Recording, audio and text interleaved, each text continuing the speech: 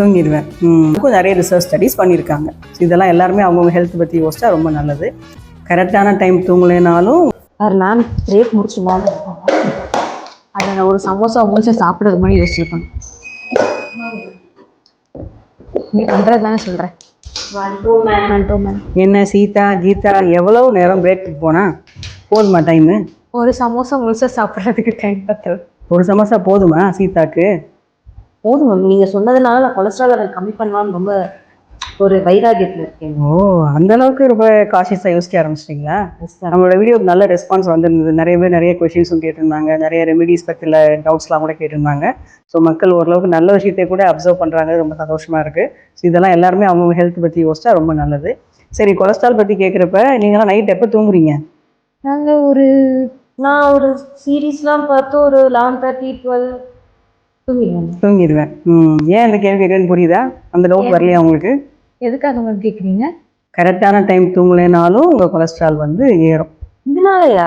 ஆமாம், மெயின்டைன் பண்ணலைனாலும் உங்கள் cholesterol levels அதிகமாகவே ஃப்ளக்சுவேட் ஆகிறதுக்கான வாய்ப்புகள் நிறையா இருக்குது. அதுக்கும் நிறைய ரிசர்ச் ஸ்டடீஸ் பண்ணியிருக்காங்க. என்ன ரொம்ப யோசிக்கிறீங்க? எங்கெல்லாம் ரிசர்ச் போயிருக்குன்னு யோசிக்கிறீங்களா? எல்லா ஆங்கிலுமே பண்ணியிருக்காங்க. ஸோ கிட்டத்தட்ட ஒரு 37,000 பார்ட்டிசிபெண்ட்ஸை வச்சு யூஎஸில் ஒரு ஸ்டடி பண்ணி பார்த்துருக்காங்க. அந்த ஸ்டடியில் என்ன அப்சர்வ் பண்ணியிருக்காங்கன்னா, யாரெல்லாம் ரொம்ப கம்மி டைம் தூங்குறாங்களோ அவங்களுக்கு கொலஸ்ட்ரால் லெவல்ஸ் ரொம்ப அதிகமாக ஃப்ளக்சுவேட் ஆகுது அப்படிங்கிறத அப்சர்வ் பண்ணியிருக்காங்க. நம்மளே நம்மளோட ஏர்லியர் வீடியோஸில் ஸ்லீப்போட இம்பார்ட்டன்ஸ் நம்ம சொல்லியிருக்கோம்.